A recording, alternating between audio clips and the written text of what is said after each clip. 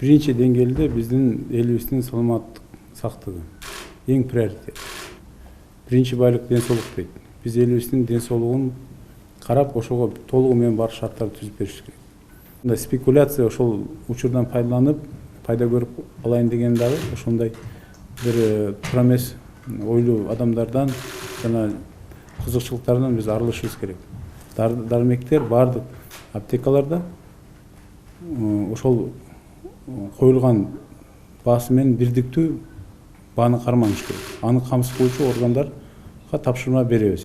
Бул жерде бардык мындай бүгүнкү күндөгү жетишип аткандыктарды, бүгүнкү күндөгү мынагу заманбап технологияларды киргизип аткандыгы, бүгүнкү күндөгү калкты тейлөө борбору мына европалык стандартка мындай туура келтирип иштеп аткандыгына мына биз бардыгыбыз күбө болуп атабыз да. Ошол эле мезгилде бул жерде мына элибизге жеңилчилик мунун бардыгы. Ошол эле мезгилде мына паспорттарды оформленияга мурда сааттап, күндөп кете турган болсо, бүгүнкү күндө мына аз эле убакыттын ичинде ошол нерселер бардыгы мындай бүтүп атат да.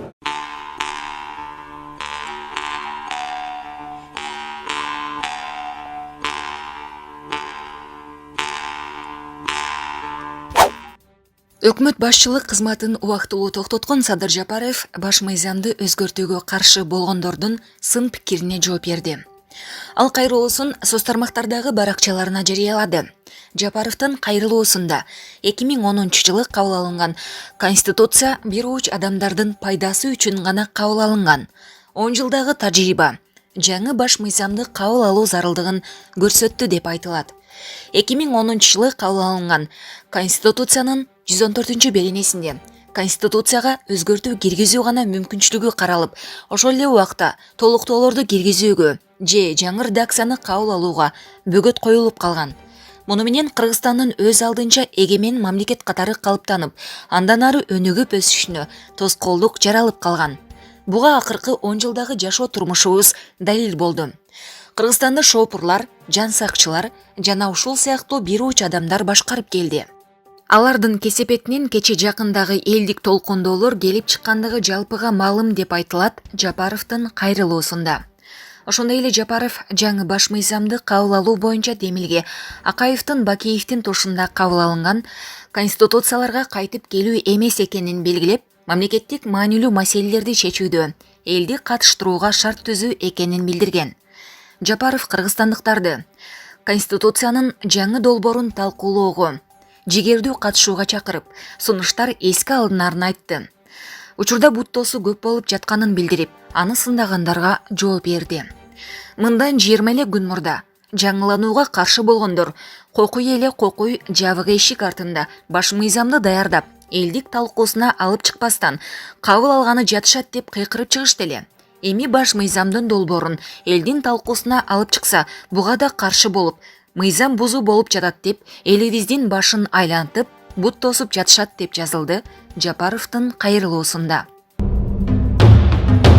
Жогорку кеңеш 17 ноябрда коомдук талкууга жаңы Конституцияны кабыл алуу үчүн 2021 жылдын 10 январында референдум өткөрүү тууралуу мыйзам долбоорун сунуштады. Тактап айтканда депутаттар референдумду президенттик шайлоо менен чогуу өткөрүүнү сунуштап жатышат.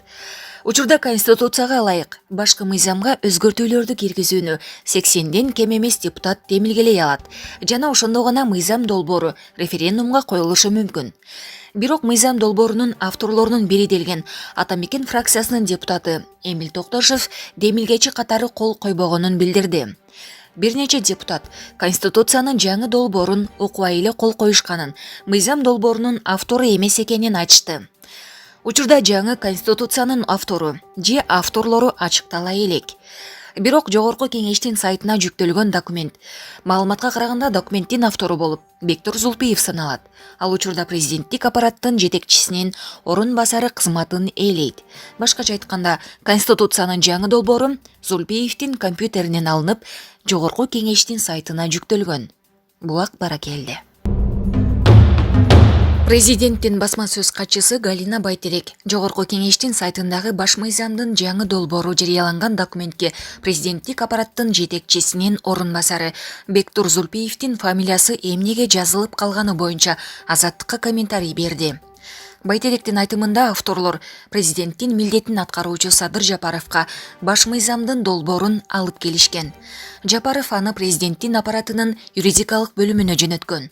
Буга чейин авторлор Конституциянын долбоорун президенттин милдетин аткаруучуга алып келишкен.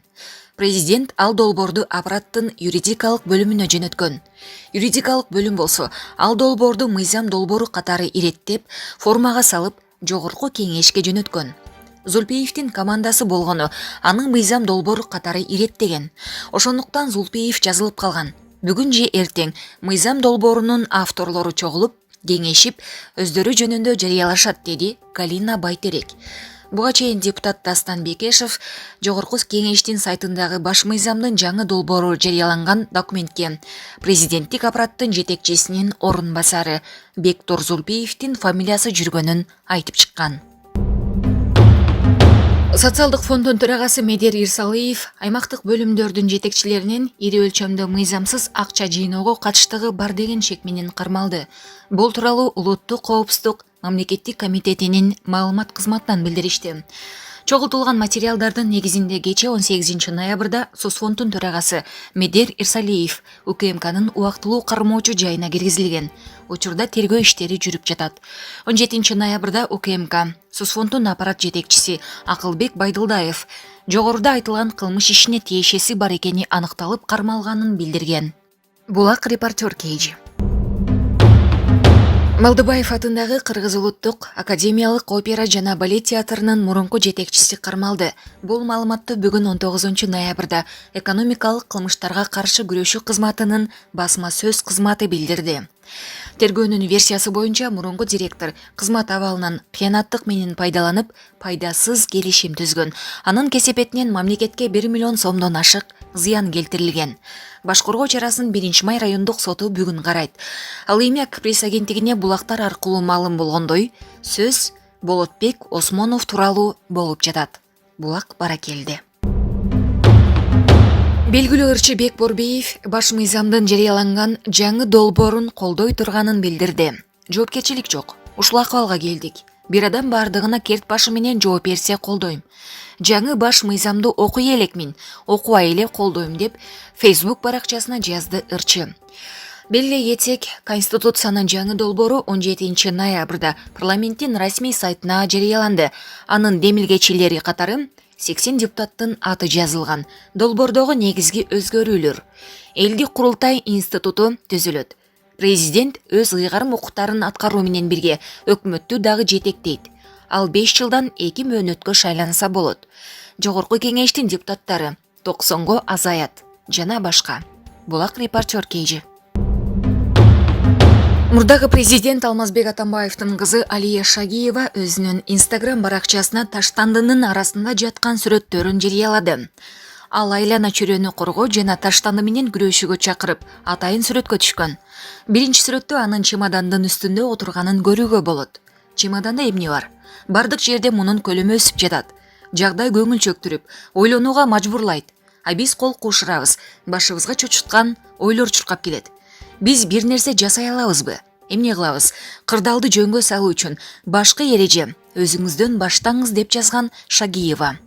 Шагиеванын айтымында ага экология темасын камтыган фотосессияга сунуш түшкөн. Муну менен мен баары жаман, же адам баласы кандай коркунучтуу экенин айткым келбейт. Анткени баары жаман эмес, адамзатка деген үмүт дагы да бар.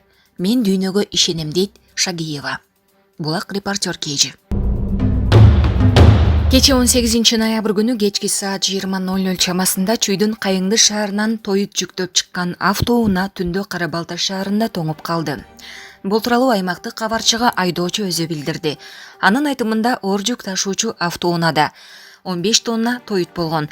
Мен Чалдыбар айылынан тургунумун. Кече 18 ноябрь күнү саат 20:00 чамасында Кайыңды шаарынан 15 тонна тоют жүктөп чыккам. Аны Кара Балтадагы кардарыма сатмакмын. Капыстан эле автоунамдын арткы дөңгөлөгүн кармоочу темир сынып кетти. Караңгы болуп кеткендиктен жол боюна таштап кеттим. Эч кандай кокустук жол эрежелерин бузуу болгон жок. Бүгүн саат 10:00 келсем, тоңуп калыптыр. Түндө өтө катуу суук болуптур.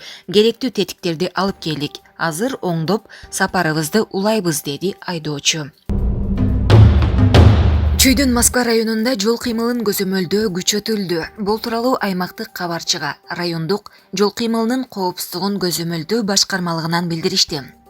Маалым болгондой, суук болгондон улам жолдор тоңуп, айрым жерлер музга айланган. Кыш мезгили келип, күндөн күнгө суук күч алууда. Айрым айдоочулар жайкы дөңгөлөктөрү менен жүрөт. Ошол себептерден улам жол кыймылынын көзөмөлү күчөтүлдү. Ар бир айдоочуга жол эрежелерин, өзгөчө автоунаалардын аралыктарын сактоо, кычкы дөңгөлөктөрдү колдонуу боюнча эскертип жатабыз.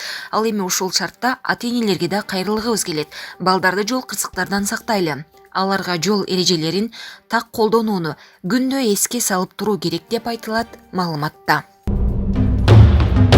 Жалал Абад шаарындагы мектептер 23 ноябрдан тарта ачылат.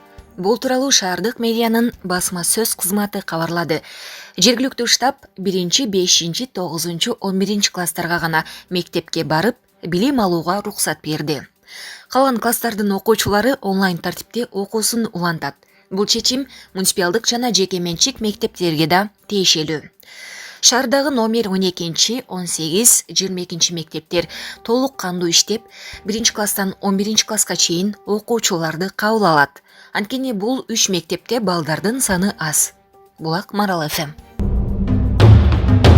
Өзгөчө кырдаалдар министрлигинин билдиришинче 19, 20, 21 ноябрларда абанын температурасы кескин төмөндөйт.